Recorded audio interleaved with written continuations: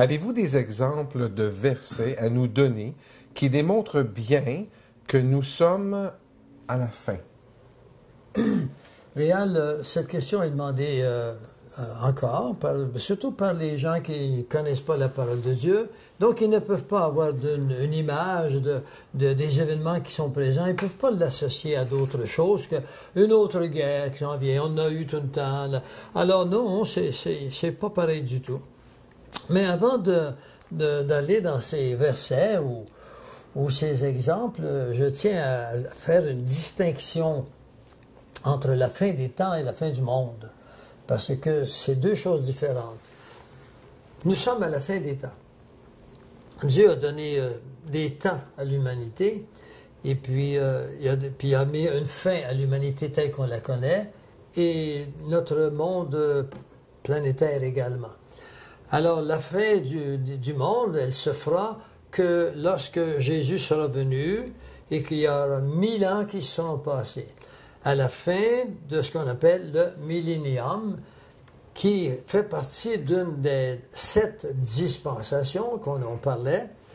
Il y en a 7 dispensations. J'ai envie de vous les nommer. L'innocence, la conscience, le gouvernement humain.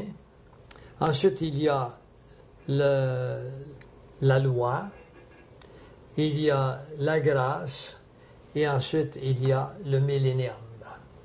Alors, ce sont une dispensation, c'est une administration de la relation que l'homme peut avoir avec Dieu.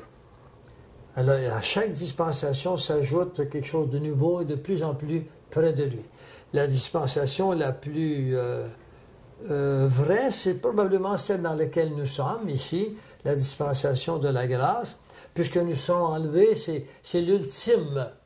Alors que ceux qui n'ont pas donné leur cœur à Dieu complètement ou encore qui ont tergivé avec la chose, alors ils vont voir, quand les événements vont arriver, des millions vont se convertir. Ils pourront, s'ils ne se font pas tuer par l'Antéchrist avec ses armées qui tuent tous, tout le monde, comme on le voit dans l'Ancien Testament, dans Daniel, avec Nabucodonosor, eh bien, ce sera la fin du monde, quand à la fin du millénium, Dieu va sortir tout ce qui est de vie sur la planète, parce qu'il va y avoir des millions de personnes qui vivent encore dans le millénium. Quand les Juifs sont sortis d'Égypte, ils étaient environ 1 million à 1 200 000 personnes, et quand ils sont entrés, ils n'étaient que 70. Eh bien, ils ont été en Égypte pendant 430 ans. Alors que là, nous y serons, mais en fait, ils y sont, nous sommes ailleurs, nous avons été enlevés. Ils y seront pendant 1000 ans. Et puis, durant ces 1000 ans-là, l'ennemi n'est pas là, donc les gens vont vivre plus vieux.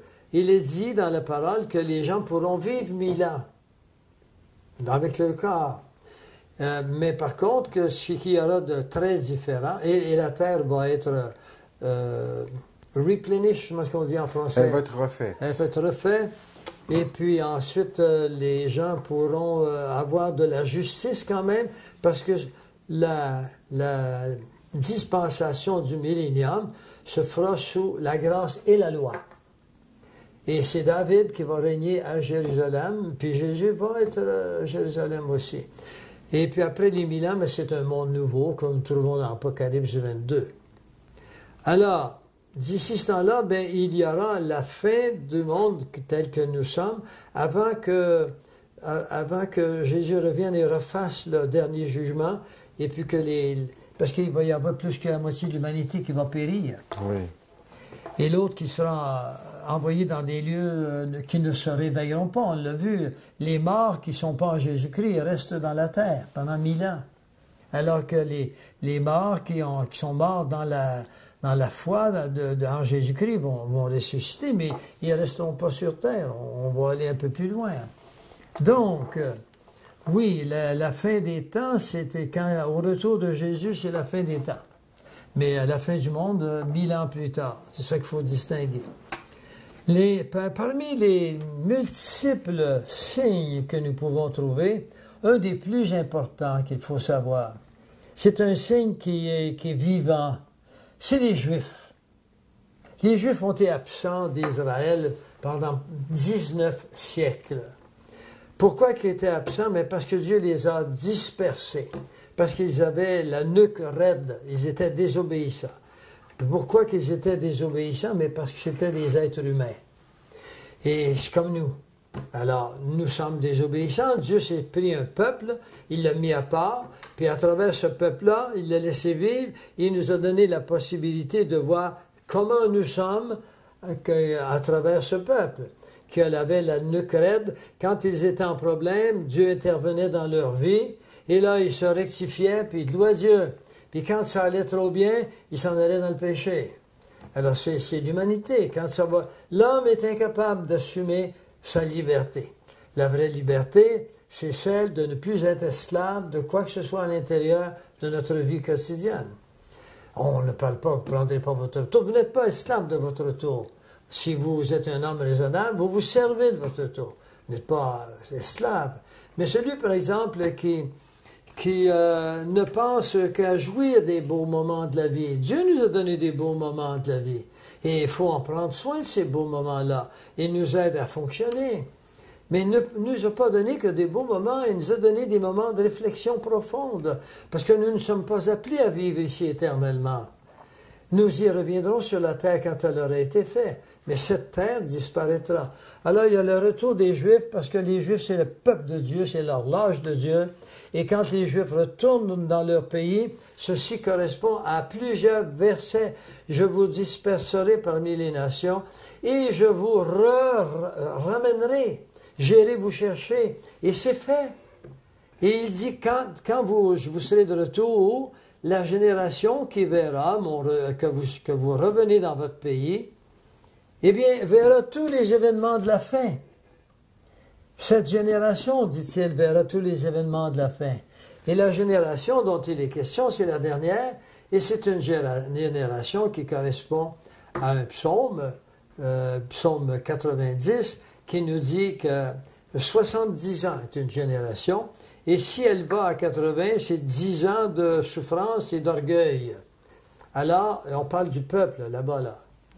Ça fait 70 ans, à Réal.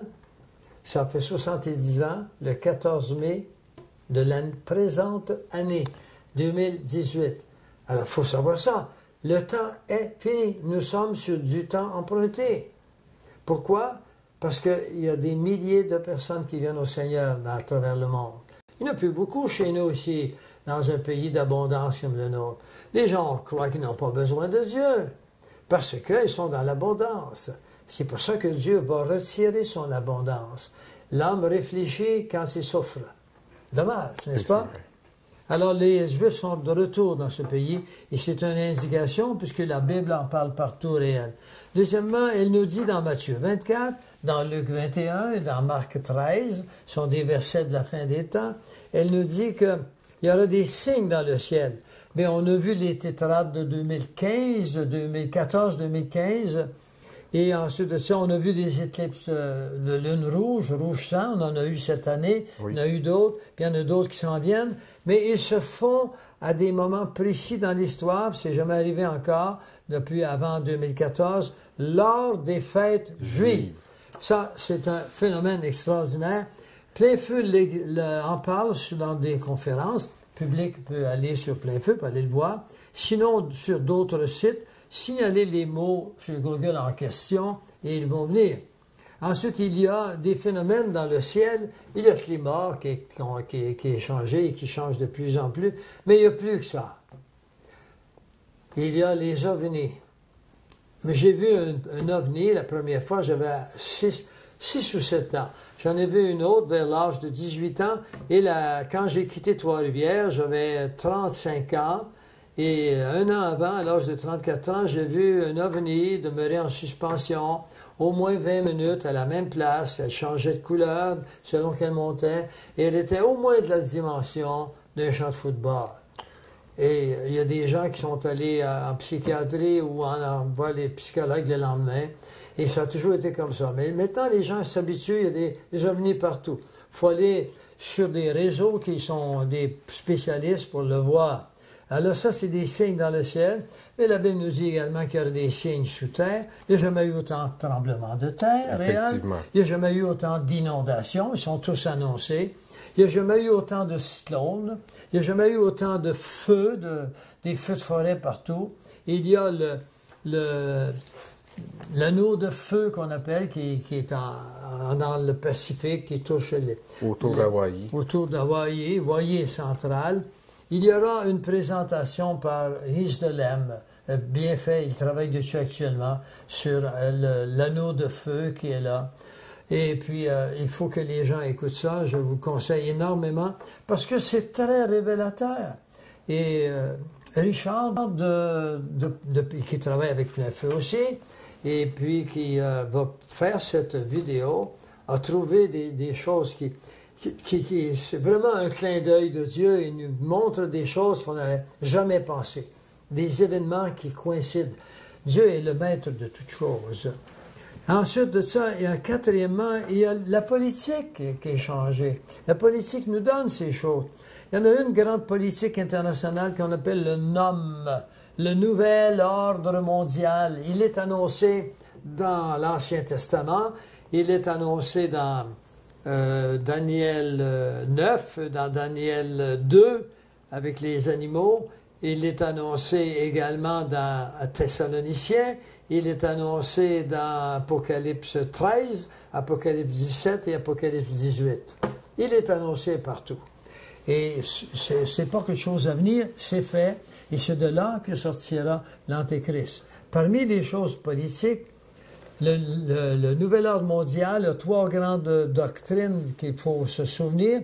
Ce qu'on veut, c'est qu'un seul homme règne sur la planète, une seule religion, une seule monnaie et un commerce unilatéral, un commerce, comment dirais-je, polydépartemental, mais un commerce qui est avec la même monnaie et avec les mêmes régulations, c'est-à-dire les mêmes lois.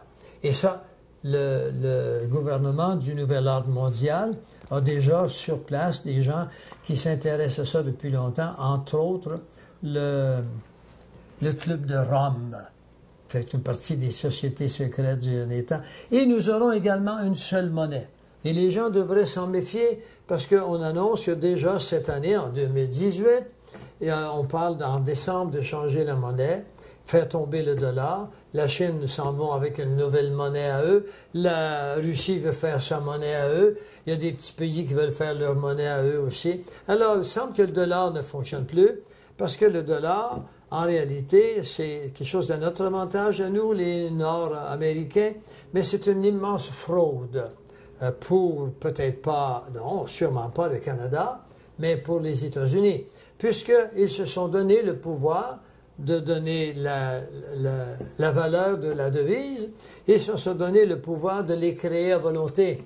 Alors, il n'y a aucun pays qui peut les créer à volonté, il faut qu'ils les gagnent en échange ou en travail, alors que la Banque fédérale de réserve peut les fabriquer à volonté, les prêter au gouvernement et les prêter à l'entreprise privée, et puis ensuite, eux-mêmes se déclarent, j'ai les documents là-dessus, une entité morale et ils se déclarent également une entité physique.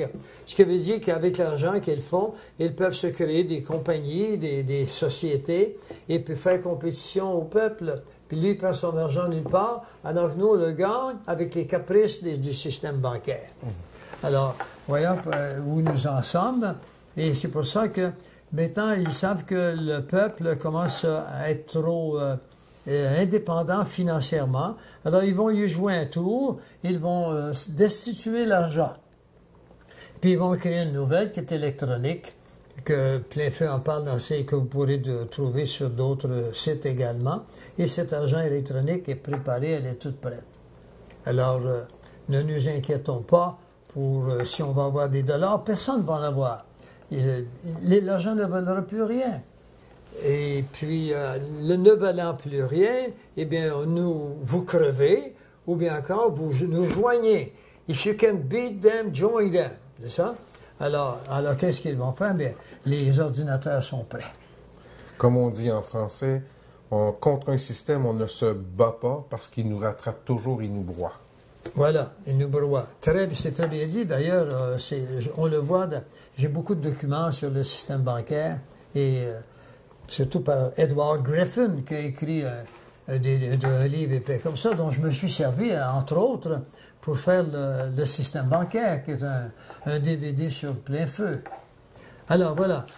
Ensuite de ça, un cinquième, il y aura des rumeurs de guerre. La Bible en parle avec précision quand il y aura des rumeurs de guerre. Mais, chers amis, réel, avez-vous les pieds sur terre, vous aussi? En tout cas, les rumeurs de guerre sont là, partout. Là. Partout. La Russie, les États-Unis, l'Iran, Israël. la Turquie. Voilà, alors c'est partout maintenant les rumeurs de guerre. Si ça ne vous suffit pas, restez avec nous. Israël est menacé actuellement par toutes les nations d'alentour. Et ça, est-ce que je le sors de mon cru? Non, je regarde la télévision, vous aussi, Oui. vous prenez les nouvelles, vous savez qu'Israël est attaqué.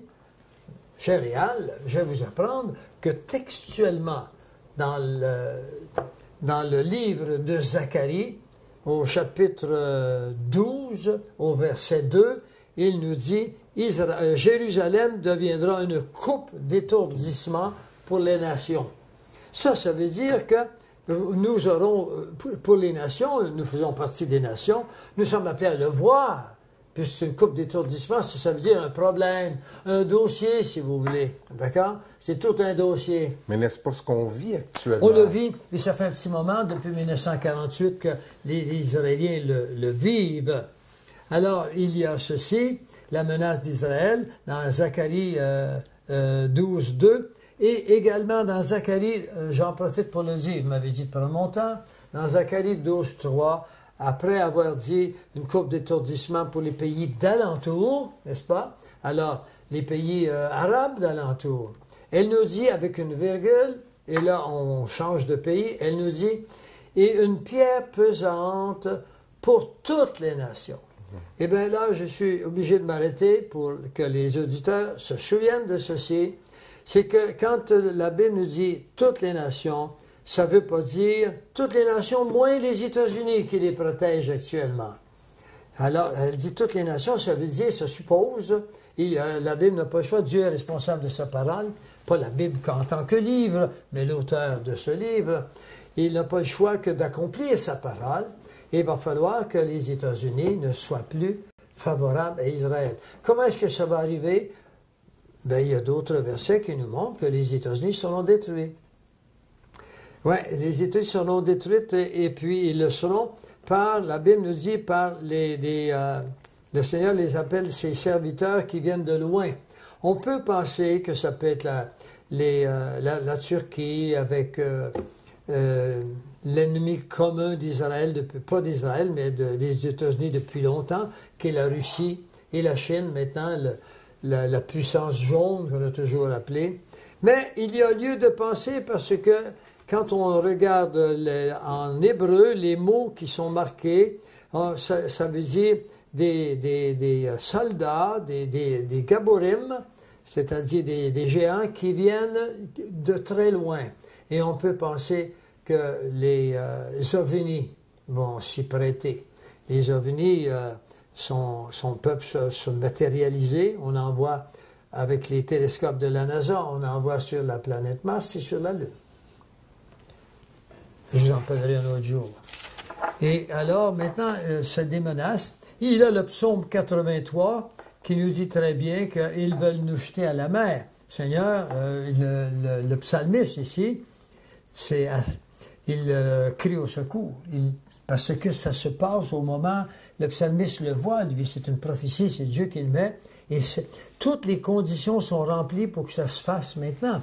Ahmadinejad a déclaré: nous allons les jeter à la mer, nous allons prendre nos pelles mécaniques, nous allons prendre les os des ancêtres, nous allons les brûler puis les jeter à la mer. Et vous le verrez, c'est textuel dans le psaume 83. C'est extraordinaire, ça. Et puis ça peut se réaliser maintenant parce que Ahmadinejad n'est plus le président de l'Iran, mais Rouhani, qui est là actuellement, en veut autant. C'est la même chose. Donc, toutes les nations arabes sont prêtes maintenant. Les armées ont déclaré, nous sommes entraînés, nous sommes prêts, on attend l'ordre du chef pour attaquer Israël. Alors, Israël va bientôt attaquer. Israël ne pourra pas toujours se défendre. Ça va lui coûter pas mal de morts, mais Israël va subsister, parce que Dieu l'a promis, c'est son peuple. Ils vont subsister, mais les autres nations vont éventuellement être détruites. Et ensuite, on pourrait en parler longtemps, là, mais on en a parlé dans d'autres endroits. Vous m'avez demandé de vous citer des versets et des situations, alors les voilà. Il y en a d'autres. Le mal, la connaissance qui double, selon les scientifiques, tous les 5 ans. Certains ont dit à tous les 2 ans. Je trouve qu'ils exagèrent un peu. Doubler à tous les 2 ans... c'est énorme. C'est énorme. Mais à tous les 5 ans, en tous les cas, certains éléments de la science, les sciences de la physique, de la chimie, font des progrès assez vite. Alors, ça double à tous les 5 ans. C'est marqué dans la Bible, c'est marqué dans Daniel 12,4. À la fin des temps, la connaissance augmentera. Daniel 12,4. Ensuite, dans Luc 18,8, Jésus nous dit, est-ce que la foi va être encore là quand je vais revenir? C'est ça qu'il nous dit, hein? Ben, le mal augmente et la foi diminue. Nous en sommes là en Occident, alors qu'elle augmente dans d'autres pays. Et puis, si la foi augmente dans d'autres pays, le mal diminue nécessairement. Toutefois, Dieu leur a donné 2000 ans, eux aussi. Puis ils ont mis à mort énormément de missionnaires qui leur ont emporté la parole de Dieu, mais qui les ont tués. Alors, Dieu, qui est le grand sage derrière tout ça, sait quand il va mettre fin à sa patience. Et finalement, il y a les temps qui sont décodés. C'est extraordinaire, ça. Les temps qui sont décodés. Je veux aller avec vous dans le psaume 90 et nous allons voir ceci. Le psaume 90 nous dit carrément au verset 4, « Car 1000 ans sont à tes yeux comme le jour d'hier quand il n'est plus et comme la veille de la nuit. » C'est-à-dire, alors voilà, que nous sommes à la fin du 6e jour. Les 6 jours du temps que Dieu a donné à l'humanité sont terminés. Et ensuite, ça, il dira dans le verset 12, « Enseigne-nous à bien compter nos jours, afin que nous puissions appliquer notre cœur à la sagesse. » Un homme sage aux yeux de Dieu, un homme intelligent aux yeux de Dieu, c'est biblique, c'est textuel, c'est celui qui cherche Dieu. Parce que Dieu nous a créés pour lui. Et là, l'homme qui habite cette terre, il est complètement en tour de Babel, il est confus à travers toute la connaissance acquise par l'homme. Il a fini par croire que c'est lui qui a créé tout ceci, ou que c'est le hasard, et qu'il est tellement intelligent avec toutes ses connaissances que les notions de Dieu, c'est pour les gens qui n'avaient pas nos connaissances. Nous n'avons rien comme connaissance en comparaison à ce que Dieu nous réserve comme connaissance. Il y a un verset dans Job qui nous dit que Dieu a réservé des rivières de glace dans le ciel pour la fin des temps. Il nous parle de la glace, des grêlons de 100 livres qui vont tomber sur la terre. Il est dans Job, puis il dit qu'ils sont réservés dans l'atmosphère. Le MIT, Massachusetts Institute of Technology, a découvert, il y a plusieurs années déjà, plus de quinzaine d'années, qu'il y a quelque chose qui brille tout le temps quand ils regardent la surface de la Terre. Et puis là, ils se sont intéressés, puis ont découvert que c'était des blocs de glace qui sont en haut dans l'atmosphère et qui restent là. Pourquoi ils ne font pas le tour? Ils restent là. Alors, c'est textuel dans la Bible. Mais c'est une merveille. Dieu a fait ça, il savait, il l'a fait pour nous impressionner, pour nous montrer sa sagesse, de le dire des millénaires au préalable. Puis il nous dit également que 6 jours sont comme 1000 ans et que nous sommes à la fin du 6e jour. Il nous dit dans d'autres versets, il nous dit dans Luc. Alors, nous n'avons pas beaucoup de temps à perdre. Je pense que nous devrions nous intéresser à nous vêtir d'un vêtement qui va nous permettre de passer la grande barrière qu'on appelle la mort. Et Alors que nous avons l'espérance que Dieu va venir nous chercher avant d'arriver à cette mort. Mais la mort ne devrait pas inquiéter le chrétien parce que c'est comme s'endormir une bonne nuit et se réveiller ailleurs. Dans Luc 13, le verset 32, il nous est dit ceci. Ce jour, ça c'est le décodage qu'on le fait là. Ce même jour, puis là j'en passe énormément dans le décodage. Alors, il s'agit des hostilités du roi Hérode contre Jésus, les crimes et les châtiments de Jérusalem. Ce même jour, quelques pharisiens vinrent lui dire « Va-t'en, pars d'ici, Hérode veut te tuer. » Alors, les pharisiens ne voulaient pas que Jésus soit là de toute façon. Ils ont agi en hypocrite. Ils ont mis ça sur le dos d'Hérode. Hérode voulait, non pas qu'il s'en aille, il voulait le connaître pour le tuer. Les autres, ils ne pouvaient pas le tuer, mais il était bien content qu'il s'en aille. Alors il lui dit, et Jésus va lui répondre, « Allez et dites à ce renard. » Le renard, on a toujours pensé au renard comme étant celui qui était rusé. Quand on dit rusé comme un renard.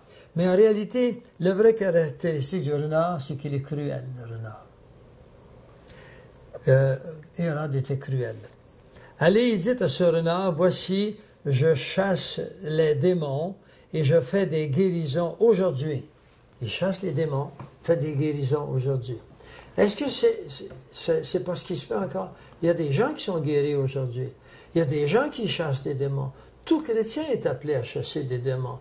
J'ai eu le privilège, avec la parole de Dieu, de chasser des démons. J'ai chassé des maisons hantées. C'est pas Pierre Gilbert qui les a chassés. J'ai utilisé le privilège que Dieu m'a donné. Il m'a dit, en mon nom, ils chasseront des démons et ils guériront des malades. Ça ne se fait plus chez nous parce qu'on a des sciences de santé.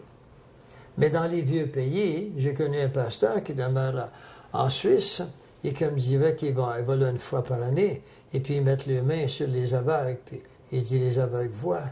Il dit on fait ça tellement, là, ils ont fini par s'habituer, on trouve ça normal. On a réussi, puis il n'y a plus rien qui se fait. Il me pose la question, devant tout le monde, pourquoi ça? C'est parce qu'on a perdu la foi dans ce que le Seigneur nous a donné. Pas dans tout. On n'a pas perdu la foi en tout. Non. Mais on a perdu la foi qu'on peut guérir par l'imposition des mains, par exemple. Oui.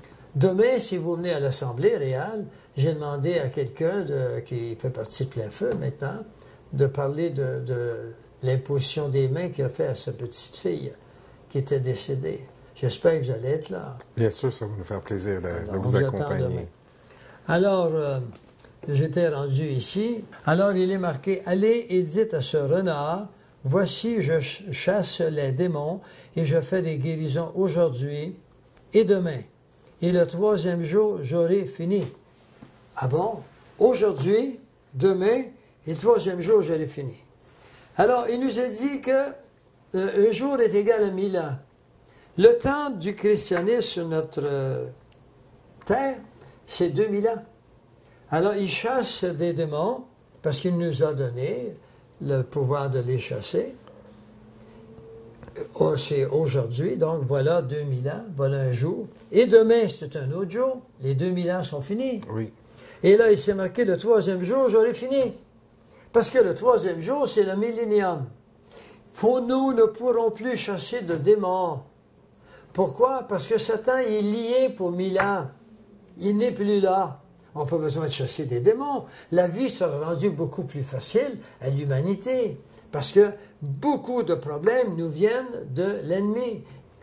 Pourquoi que je le dis? Parce que la Bible dit, Jean 10, 10. Lui, il est venu pour tuer, pour détruire et pour briser. Alors, il a détruit beaucoup de vies, il a fait faire des accidents à beaucoup de monde, il a créé dans ma propre maison, il y a à peu près un mois et demi, j'étais seul un soir, et puis je sais après me préparer à souper, je suis vraiment seul, mon épouse était allée faire des courses, et j'ai entendu un bang épouvantable. J'en ai frémi. Dans le salon chez moi, je suis allé voir, il n'y avait absolument rien. Et puis, j'ai su pourquoi après. C'était vraiment une attaque de l'ennemi parce que j'avais dans ma conférence du lendemain matin à l'Assemblée parlé du pouvoir que Dieu nous a donné sur les démons. Alors, ils ont voulu me faire peur. Bon, alors, beaucoup de gens m'appellent depuis ce temps-là pour me dire des choses semblables leur arrivent. Nous vivons dans un monde à plusieurs dimensions. Alors, le reste, je vous l'ai donné. Alors, les temps de l'humanité sont décodés maintenant. Et nous sommes arrivés au bout, à la dernière journée, si vous voulez, du temps où les démons sont encore ici. Et le troisième jour, il dit-il, c'est Dieu qui le dit, j'aurai fini. Mais il y a tellement réel d'autres éléments qu'on pourrait apporter que la conférence qu'on vient de faire ensemble, ou les répondre aux questions, n'aurait pas suffi à démontrer tout ce qui arrive au carrefour du temps de l'humanité. Tout arrive ensemble. Justement, vous parlez de la convergence, en fait, de tout ce qui nous est laissé dans la parole de Dieu pour identifier les temps dans lesquels nous sommes. Mais il y a un élément qui est important, donc toutes ces révélations-là, en fait, ça nous amène à vraiment croire que Jésus, il est celui qui dit qu'il est, puisque c'est lui qui a révélé toute l'information de la fin. Alors, ça veut dire que tout ce qu'on voit, tout ce qu'on lit, tout ce qu'on parle actuellement n'est que pour un élément révéler Jésus-Christ. Et qu'enfin, on peut se dire que ce que Jésus a dit et a annoncé, il est celui qui dit qu'il est. Réal, savez-vous qu'il y a un seul verset qui dit tout ce que vous venez de dire, mais il est bon de l'expliquer, vous le faites très bien. C'est dans Marc 13, le verset 23. « Je vous ai tout annoncé d'avance, soyez sur vos gardes. » Bravo. Mais je vais en ajouter un autre. Oui. C'est mon verset. On ne peut pas être sur nos gardes si on ne sait pas ce qu'il a annoncé. D'accord? Évidemment. Et la seule façon d'être sur nos gardes, c'est d'écouter plein feu sur leur juste. Docteur Gilbert, c'est un plaisir de vous avoir eu avec nous. Merci pour le temps que vous nous avez accordé. Que Dieu bénisse votre ministère et que Dieu puisse continuer à vous donner de l'information afin que vous puissiez la partager avec nous et qu'on puisse savoir ce qui nous attend demain. Réal, avec des frères comme vous, je ne pouvais pas me soustraire à cette opportunité. Et on le fait, vous et moi, pour la gloire de Dieu. Alléluia. N'est-ce pas? Amen. Amen. Bonjour à tous.